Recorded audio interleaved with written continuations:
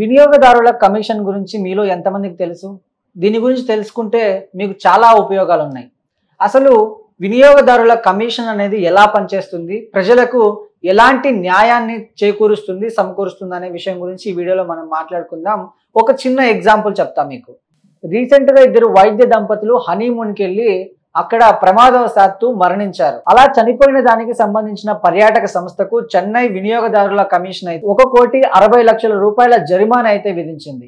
Yes, doctor విభూషణియ, doctor లోకేశ్వరన్ వీళ్ళిద్దరు దంపతులు. వీళ్ళకి 2023లో మ్యారేజ్ అయింది. వీళ్ళిద్దరూ హనీమూన్ కి వెళ్ళాలనుకున్నారు.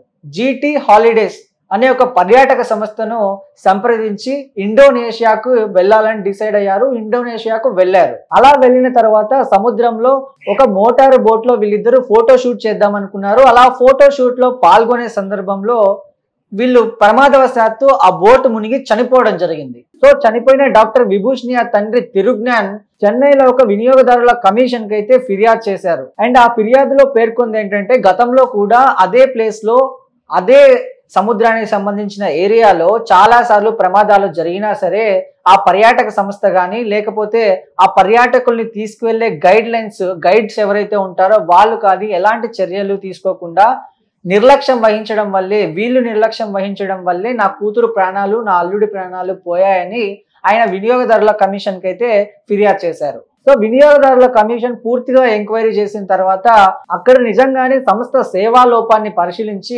1,60,00,000 నష్టపరిహారాన్ని అయితే ప్రకటించింది. అండ్ అంతేకాకుండా కూతురు అల్లుడు చనిపోయినందుకు ఆ తండ్రి ఎంతో మానసిక ఒత్తిడికి అయితే గురయ్యాడు. ఆ ఒత్తిడికి గాను 50,00,000 రూపాయల నష్టపరిహారం ఇవ్వాలని తిరుజ్ఞాన్ అడిగాడు.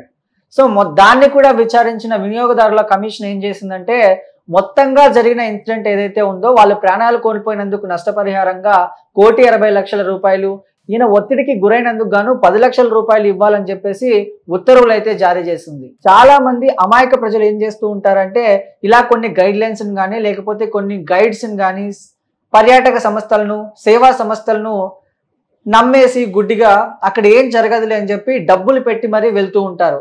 అలా వెళ్ళి ఇలా ప్రమాదాల్లో గురవుతూ ఉంటారు. తర్వాత తన కుటుంబానికి ఏం చేయాలి, ఎక్కడికి వెళ్తే మాకు న్యాయం దొరుకుతుంది అనే విషయాలు ఎవరికీ తెలియవు. సో ఈ వీడియో చూసిన తర్వాత దీనిపై మీకు క్లారిటీ వచ్చిందని నేను అనుకుంటున్నాను. సో అసలు ఈ వీడియోపై మీ అభిప్రాయం ఏంటో కమెంట్ రూపంలో తెలియజేయండి. Thank you.